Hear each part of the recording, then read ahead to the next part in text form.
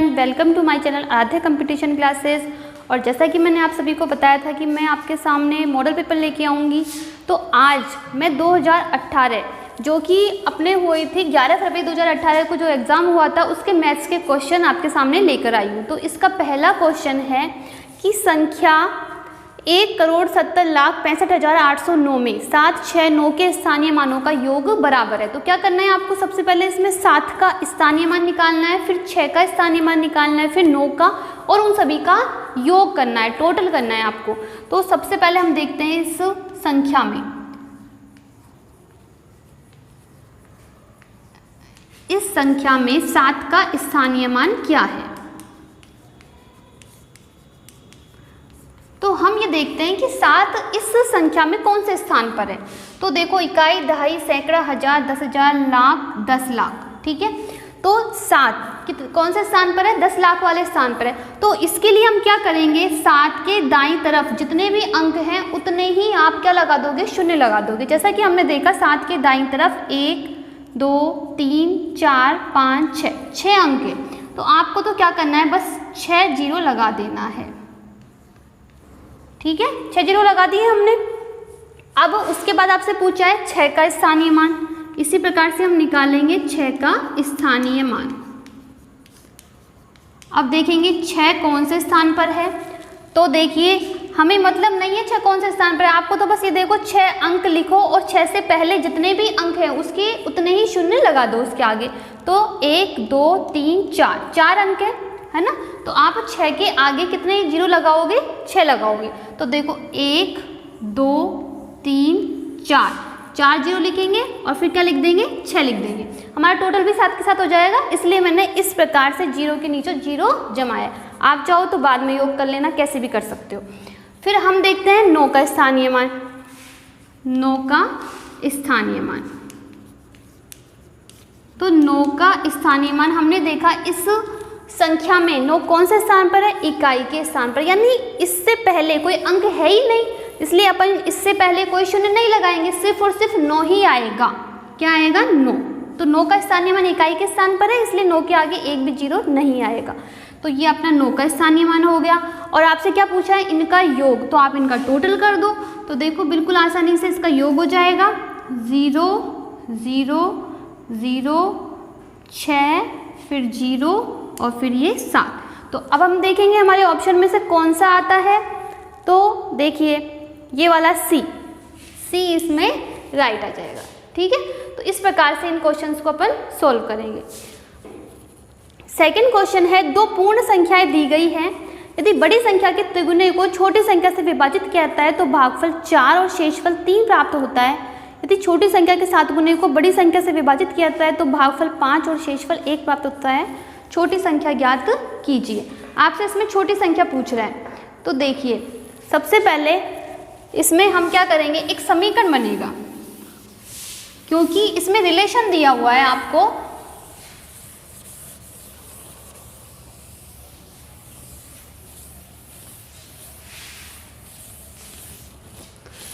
तो देखिए, दो पूर्ण संख्याएं दी गई है, बड़ी संख्या और छोटी संख्या। तो हम मान लेंगे कि माना बड़ी संख्या x है और छोटी संख्या क्या है, y है। सबसे पहले हमें मानना पड़ेगा कि माना बड़ी संख्या x है और छोटी संख्या y है।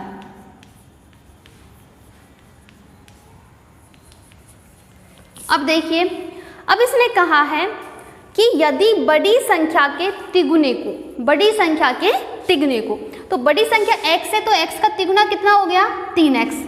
उस 3x को छोटी संख्या से विभाजित किया जाता है। छोटी संख्या मतलब y से विभाजित किया जाता है, मतलब भाग किया जाता है। तो भागफल 4 और शेषफल 3 प्राप्त होता है। इसका कहने का मतलब ये है कि 3x में यदि y का भाग दिया जाए, छोटी संख्या का भाग दिया जाए, तो भागफल तो हमको मिलेगा 4 और शेषफल क्या मिलेगा, 3। यही तो बोल रहा है।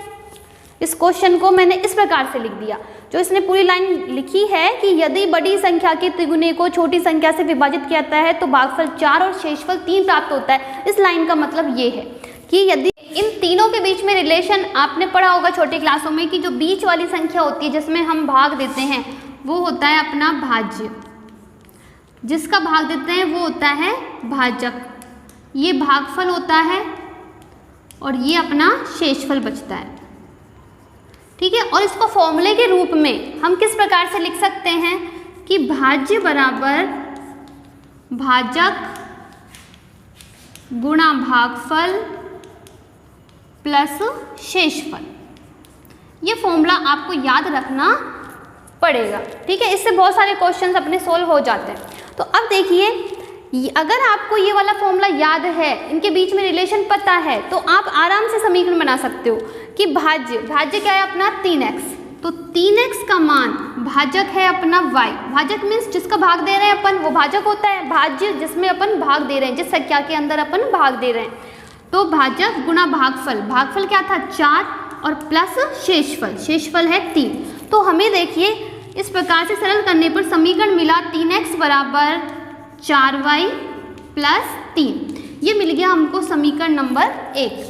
अब दूसरा समीकरण मिलेगा हमको दूसरी लाइन से, यदि छोटी संख्या के 7 गुणे को, यदि छोटी संख्या के 7 गुणे को, तो छोटी संख्या क्या थी हमारी y, तो y का 7 गुना 7y, 7y को बड़ी संख्या से विभाजित किया जाता है, तो x से विभाजित किया जाता है, तो भागफल 5 और शेषफल 1 प्राप्त होता है। भागफल 5 और शेषफल 1 प्राप्त होता है। तो यहाँ से भी हमको दूसरा समीकरण मिलेगा। तो देखिए इसी फॉर्मूले के रूप में जब हम इन संख्याओं को जमाएंगे तो देखिए हमें क्या मिलेगा, भाज्य अपना 7y बराबर भाजक है x गुणा भागफल, तो x गुणा 5 प्लस शेषफल है 1। तो देखिए समीकरण क्या मिलता है हमको, 7y बराबर 5x प्लस 1। ठीक है, ये मिल गया हमको समीकरण नंबर 2। अब समीकरण 1 और 2 को हम सॉल्व करेंगे तो हमें क्या मिलेगा, x और y का मान। तो देखो जैसे कि समीकरण 1 था अपने पास 3x बराबर 4y, तो मैं इस प्रकार से लिख सकती हूँ पक्षांतरण के द्वारा, ये 4y इधर आ गया तो माइनस के 4y हो जाएंगे, माइनस के 4y बराबर 3। और समीकरण 2 अपना हो गया, यदि 5x को आप यहीं रहने दो, 7y पक्षांतरण से इधर आ गया तो 5x माइनस के 7y और प्लस के 1 को इधर भेज दें तो क्या हो जाएगा, माइनस का 1 इक्वल टू माइनस का 1।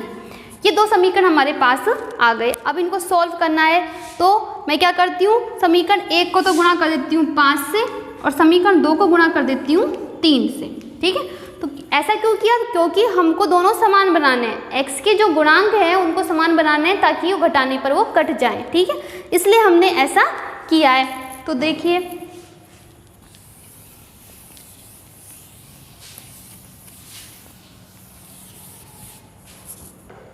गुणा करने पर अपने पास आता है 5 से, पूरे समीकरण को गुणा करेंगे, खाली ये नहीं कि आप इसी से गुणा कर दीजिए या फिर इसी से कर, पूरे समीकरण को गुणा कर रहे हैं।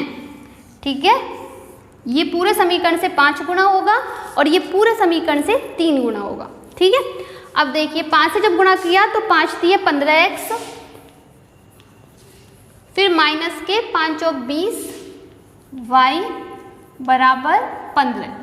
इसी प्रकार से जब 3 से गुणा किया दूसरे समीकरण को तो 5 दिए 15x, 7 दिए 21y बराबर माइनस के 3। अब देखिए क्योंकि हमको x समान है, समान गुणांक है, इसलिए हमको x को हटाना है, काटना है, इसलिए हम जोड़ेंगे नहीं घटाएंगे। तो घटाने पर यहाँ चिन्ह बदल जाएंगे, ये प्लस का था इसलिए माइनस हो गया, ये माइनस का था तो प्लस हो गया और ये माइनस का था तो प्लस हो गया। ठीक है, तो ये कैंसिल, प्लस माइनस की संख्याएं कट जाती हैं। इसी प्रकार से प्लस के 21y में से माइनस के 20y गए तो क्या बचा 1y बराबर ये प्लस के 15 और ये प्लस के 3, 15 और 3 कितने हो गए 18। तो y का मान हमको क्या मिल गया 18 और y हमने क्या माना था, छोटी संख्या, छोटी संख्या ही तो हमने y मानी थी और इसने पूछा भी यही है कि छोटी संख्या बराबर है, यानी छोटी संख्या का मान आपसे पूछ रहा है जो हम निकाल चुके हैं। तो y का मान क्या है 18, यानी बी ऑप्शन आ जाएगा। देखिए नेक्स्ट क्वेश्चन है अपने सामने कि ये एक आपको घटाव दे रखा है बाकी, तो इसमें क्या है कुछ संख्याएं आपको बतानी है, x और y संख्याएं जिनका मान नहीं दे रखा, तो आपसे x और y का मान आपसे पूछ रहा है। तो इस प्रकार के सवाल 6, 7, 8 की बुक्स में रहते हैं और आपके सिलेबस में है जोड़ बाकी गुणा भाग, इस प्रकार की संक्रियाएं, तो ऐसे क्वेश्चन भी आ सकते हैं। तो ये कुछ नहीं है, मेंटलिटी के क्वेश्चन है, यानी आपको खुद को दिमाग लगाना है, सोचना है कि x और y के स्थान पर क्या आ सकता है। तो देखिए हम यदि इधर से स्टार्टिंग से सोचते हैं इस क्वेश्चन में कि 9 में से x यानी x कोई भी संख्या हो सकती है, वह संख्या घटाने पर 3 शेषफल बच रहा है, 3 बचना चाहिए, ठीक है। तो यहाँ 9 के स्थान पर या तो 9 रहेगा, और अगर मान लो इस संख्या ने हासिल ले ली तो क्या हो सकता है, ज़्यादा से ज़्यादा ये 8 रह जाएगी, ठीक है, या तो 8 है या 9 है। तो देखिए हम इस ऑप्शन में से देखते हैं x बराबर 9, तो यदि 9 में से 9 जाते हैं, यदि x का मान हम ये 9 मानते हैं, तो 9 में से 9 जाने पर क्या बच रहता है 0, तो यानी ये वाला ऑप्शन तो अपना गलत है, ठीक है, ये वाला ऑप्शन गलत है। अब दूसरे पे आते हैं, x का मान क्या है 3, अब हम x की जगह 3 रख के सोचते हैं, 9 में से यदि 3 जाते हैं तो क्या बचता है 6, तो ये भी इस पर नहीं बैठ रहा। यदि 8 भी होता है तो 8 में से भी 3 जाने पर ये सही नहीं बैठ रहा है ना, तो यानी ये वाला ऑप्शन भी नहीं होगा। अब इस सी ऑप्शन में x का मान है 5, तो यदि हम 9 में से 5 घटाते हैं तो यहाँ पर 4 बचते हैं, ठीक है, और यदि ये हासिल दे देता है इसको तो यहाँ पर 8 होगा, और 8 में से यदि 5 जाते हैं तो 3 बचता है, यानी इसकी संभावना है, सी ऑप्शन की संभावना है। अब डी पर आते हैं, x बराबर 4, x का मान 4, तो देखिए यदि 9 में से 4 गए, ठीक है, 9 में से 4 गए तो कितने बचेंगे 5, और यदि ये यहाँ पर क्या हुआ 8, अगर इसने हासिल दे दी और यहाँ पर 8 हुआ तो 8 में से 4 गए तो भी कितने बचने चाहिए थे 4, यानी डी ऑप्शन भी सही नहीं है। तो आपके पास अब कौन सा ऑप्शन की संभावना बनती है सी की, ठीक है। तो अभी बिल्कुल राइट मत कर देना, पहले इसको पूरे को सॉल्व करके देखो कि x का मान 5 और y का मान 8 है, तो हम इसमें रख के देखते हैं क्या दोनों मान इस पर सही सिद्ध हो रहा है कि नहीं हो रहा। तो देखिए x की जगह मैंने रख दिया 5, 7, 6, फिर x की जगह मैंने रख दिया 5, 6, और y की जगह कितना रख रही हूँ 8 और 9, फिर 7, y का मान है 8, y का मान है 8 और 3, ठीक है। अब हम इसकी देखते हैं सही आता है नहीं आता। तो देखिए 16 में से 9 गए तो 7, यहाँ पर कितने रह गए 6 ने फिर हासिल लिया तो 16 में से 8 गए तो 8, फिर यहाँ रह गए 4 हासिल लिए, 14 में से 6 गए तो 8, और यहाँ पर कितने बच गए 8 में से 5 गए तो 3, यानी हमारे दोनों मान सही है। तो इस प्रकार इसका क्या हो जाएगा सी आंसर आ जाएगा। देखिए नेक्स्ट क्वेश्चन अपने सामने है, यदि x के पास 55,600 रुपये हैं, उसने इसे एक योजना में निवेश किया है और उसके धन का 8 गुना प्राप्त किया, फिर उसने 57,986 एक संस्था को दान कर दिए, पुनः उसने बचा हुआ धन निवेश किया और इसका केवल 1/3 प्राप्त किया, तो अब x के पास धन बराबर। ये क्वेश्चन भी कैलकुलेशन का ही लग रहा है, कुछ नहीं करना है इसमें, जो कह रहा है वैसे करते जाओ। स्टार्टिंग में इसने क्या कहा था कि x के पास 55,600 रुपये हैं, 55,600 रुपये थे उसके पास। आगे उसने क्या किया, उसके धन का 8 गुना प्राप्त किया, एक योजना में निवेश किया है और उसका 8 गुना उसने प्राप्त किया है, तो इसका 8 गुना कर दो, 8 गुना कर देते हैं, 0 0 48 4 8 5 40 और 4 44, 8 5 40 और 4 44, तो इतने रुपए उसने प्राप्त किए, 8 गुना मिला ना उसको, तो इसका 8 गुना ये मिल गया। अब आगे उसने कहा फिर उसने 57,986 एक संस्था को दान कर दिए, इसमें से 57,986 दान कर दिए, तो 57,986 क्या कर देते हैं, इसी में से अपन माइनस कर देते हैं। तो देखिए यहाँ से लेगा 10 में से 6 गए 4, 9 में से 8 गया 1, यहाँ बच गए 7, तो 17 में से 9 गए तो 8, फिर यहाँ बच गए 3, 13 में से 7 गए तो 6, फिर यहाँ बच गए 3, तो 13 में से 5 गए तो 8, और यहाँ बच गया 3, ये राशि अपने पास शेष बच गई। अब देखिए उसके बाद उसने क्या किया, पुनः उसने बचा हुआ धन निवेश किया और इसका केवल 1/3 प्राप्त किया है, जो धन था उसका 1/3 धन उसको मिला है, तो अब x के पास धन बराबर है, तो इसका 1/3 हमको निकालना है, 1/3 मतलब गुणा 1/3 कर दो, मतलब इसमें 3 का भाग दे दो, तो 3 से अपन इस संख्या को काटते हैं, तो देखिए अपने पास क्या बचेगा, 3 एकम 3, 3 दूनी 6 और 2 बच गए 26 हो गए, 3 8 24, फिर 2 बच गए 28, 3 नाम 27, फिर 1 बच गया, तो ये कितने हो गए 11, तो 3 3 9 और 2 बचे तो 24, तो 3 8 24, तो ये राशि उसके पास आएगी उसकी 1/3। तो अब देखते हैं अपन कि कौन सा ऑप्शन आएगा, ए ऑप्शन, ठीक है ना। तो इसमें क्या बच जाएगा, इतना धन बच जाएगा। तो ए ऑप्शन आ जाएगा अपने पास। है कि यदि निम्न भिन्नों को छोटी से बड़ी भिन्न की ओर व्यवस्थित किया जाए तो कौन से भिन्न मध्य में आएगी। छोटी से बड़ी भिन्न, ये 5 भिन्न है आपके पास, 1 2 3 4 5, कोई दशमलव भिन्न है और कोई अंश बटे हर के रूप में। तो अब डायरेक्ट देखने पर तो हमको मालूम चल नहीं रहा कि कौन सी छोटी है और कौन सी बड़ी है, तो हमको इसको एक ही रूप में बनाते हैं, यानी प्रतिशत में है तो प्रतिशत को भी अपन दशमलव भिन्न बना लेते हैं, इसको भी दशमलव के रूप में लिख लेते हैं और इसको भी दशमलव के रूप में। तो हम आराम से तुलना कर सकते हैं। जैसे कि 1/3 है तो 1 में 3 का भाग देते हैं तो दशमलव के रूप में आ जाएगा। 1 में 3 का भाग इस प्रकार से आप दे सकते हो, यहाँ पे दशमलव लगाया तो 10 बन गए, तो 3 3 9, 1 बचा, फिर 3 3 9, ठीक है, इस प्रकार से आता रहेगा। तो यानी क्या आ गया, 0.333। इसी प्रकार से दूसरी संख्या देखते हैं 31%। तो प्रतिशत को हटाने के लिए क्या करते हैं अपन, 100 का भाग देते हैं, है ना। तो 2 अंक छोड़ के दशमलव लगाना है, तो क्या आ गया 0.31। फिर अगली संख्या देखिए 3/10। 3/10 क्या है, 1 अंक छोड़ के दशमलव यानी 0.3 लिख सकते हैं। और फिर नेक्स्ट है अपने पास 0.313, ये पहले से दशमलव के रूप में, तो इसको एज इट इज लिख दीजिए आप। अब देखिए फिर अगली है 0.909/3, तो इसमें 3 का भाग दो तो देखिए क्या बन जाएगी 0.303, है ना। अब देखिए जैसे ये भी दशमलव के बाद 3 अंक तक है, ये भी 3 अंक तक, तो इसको भी 3 अंक बनाने के लिए आगे शून्य लगा सकते हैं अपन, है ना। इसी प्रकार से इसमें भी एक शून्य लगा दो और ये भी 3 अंक तक हो गई। अब देखिए 5 संख्या हमारे पास आ गई। जैसे कि पहली संख्या हमारे पास है, मत डालो अंक, ऐसे लिख दो आप, है ना, तुलना करनी है अपन को, तो 333। दूसरी है 0.310, फिर है 300 और अगली है 0.313 और अगली है 303। अब देखिए तुलना करने पर हम पाते हैं सबसे छोटा अंक कौन सा है इसमें, यही है 300।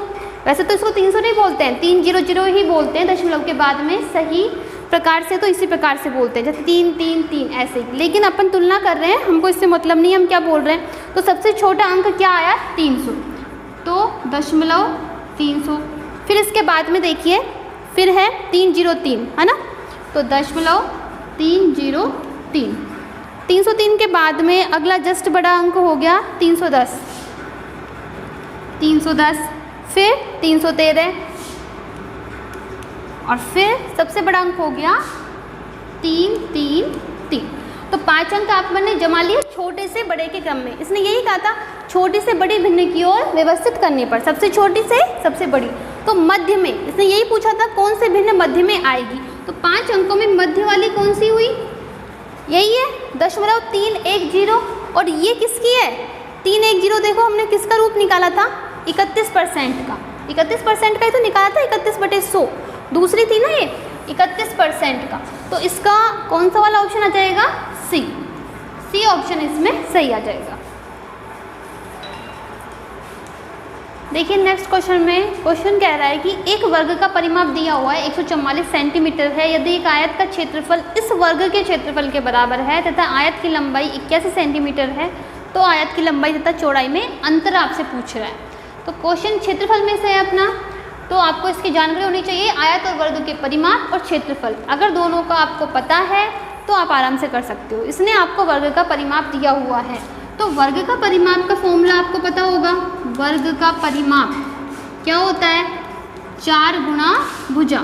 जब परिमाप हमको दे रखा है तो हम भुजा आराम से निकाल सकते हैं वर्ग की। ये मत सोचो कि वर्ग की भुजा तो है ही नहीं अपने पास, तो क्षेत्रफल कहाँ से निकाल लेंगे। तो वर्ग की भुजा निकल जाएगी यहाँ से 144 वर्ग सेंटीमीटर, सेंटीमीटर ही है, परिमाप सेंटीमीटर में होता है, क्षेत्रफल होता है वर्ग में। तो 144 सेंटीमीटर आपको परिमाप दे रखा है और इसका फॉर्मूला होता है 4 गुणा भुजा। तो हम यहाँ से भुजा का मान निकाल लेंगे, भुजा बराबर 144/4। जब भाग देंगे तो 4 × 12 और 4 × 6 = 24, तो 36 सेंटीमीटर क्या आ गई आपके पास, वर्ग की भुजा आ गई। अब देखिए आगे इसने क्वेश्चन में कहा था कि यदि एक आयत का क्षेत्रफल इस वर्ग के क्षेत्रफल के बराबर है, इसी वर्ग के क्षेत्रफल के बराबर आयत का क्षेत्रफल है और उस आयत की लंबाई दे रखी है और आपसे चौड़ाई और लंबाई का अंतर पूछ रहा है, तो अगर अपन को आयत का क्षेत्रफल पता चल जाए तो हम चौड़ाई भी निकाल लेंगे आराम से, है ना। तो इसके लिए हमको क्या करना पड़ेगा, पहले वर्ग का क्षेत्रफल निकालना पड़ेगा और उस वर्ग के क्षेत्रफल के बराबर ही आयत का क्षेत्रफल है, तो आयत का क्षेत्रफल अपने पास आराम से आ जाएगा। ठीक है, हमारा उद्देश्य क्या है, आयत की चौड़ाई निकालना। और आयत की चौड़ाई कब निकलेगी, जब हमको आयत का क्षेत्रफल पता होगा, क्योंकि लंबाई तो हमें पता है, तो लंबाई गुणा चौड़ाई का फॉर्मूला लगा के हम आराम से निकाल लेंगे। लेकिन हमें आयत का क्षेत्रफल नहीं पता और क्वेश्चन में दे रखा है कि वर्ग का क्षेत्रफल और आयत का क्षेत्रफल दोनों बराबर है। तो वर्ग का क्षेत्रफल कहाँ से निकालेंगे, भुजा गुणा भुजा, ये इसका फॉर्मूला होता है। भुजा हमने निकाल ली 36 सेंटीमीटर, तो 36 गुणा 36, 36 का वर्ग होता है 1296, तो 1296 वर्ग सेमी, ये वर्ग का क्या आ गया, क्षेत्रफल। तो आयत का क्षेत्रफल भी क्या है, 1296 ही है। ठीक है, ये बात आगे समझ में आ गई होगी। 1296 क्या है, आयत का क्षेत्रफल। और आयत के क्षेत्रफल का सूत्र होता है लंबाई गुणा चौड़ाई, लंबाई गुणा चौड़ाई आयत के क्षेत्रफल का फॉर्मूला होता है ना। और जिसका मान हम निकाल चुके हैं 1296। लंबाई का मान इसने पहले से दिया हुआ है आपको 81 सेंटीमीटर, लंबाई का मान क्या है 81 गुणा चौड़ाई बराबर 1296। तो आप पक्षांतरण से आराम से चौड़ाई निकाल लेंगे, ये 81 बटे में चले गया, तो 1296 बटे 81, सरल करेंगे इसको, 9 से कट जाएगा, 9 एकम 9, ये कितने रह गए यहाँ पर, तो 9 चौक 36 और 9 चौक 36, 144 बटे 9, वापस 9 से कट जाएगा, 9 एकम 9 और 9 6 54, तो 16 सेंटीमीटर यह आ गया इस वर्ग की चौड़ाई। और आयत की लंबाई तथा चौड़ाई में अंतर पूछ रहा था, तो देखिए लंबाई में पूछा गया आपसे आयत की लंबाई और चौड़ाई का अंतर, तो आप लंबाई और चौड़ाई निकाल लो इसकी आराम से। लंबाई कितनी है इसकी 81 और चौड़ाई 16 है, तो दोनों का अंतर ही तो निकालना है हमको, तो आराम से इसमें घटा लेंगे, 11 में से 6 गए तो 5 और 7 में से 1 गया तो 6 65, तो 65 सेंटीमीटर की आ गई इसकी लंबाई और चौड़ाई में अंतर, तो ऑप्शन आ जाएगा सी। ये नेक्स्ट क्वेश्चन है कि यदि एक समबाहुभुज की 9 भुजाएं हैं, समबाहुभुज है उसकी भुजाएं कितनी है, n का मान है 9, तो प्रत्येक बहिष्कोण बराबर है, बहिष्कोण पूछ रहे हैं आपसे। और आपको पता होगा कि सभी बहिष्कोणों का योग, एक बहुभुज हो कैसा भी बहुभुज क्यों ना हो, उसके सभी बहिष्कोणों का योग कितना होता है, सभी बहिष्कोणों का योग 360 डिग्री होता है।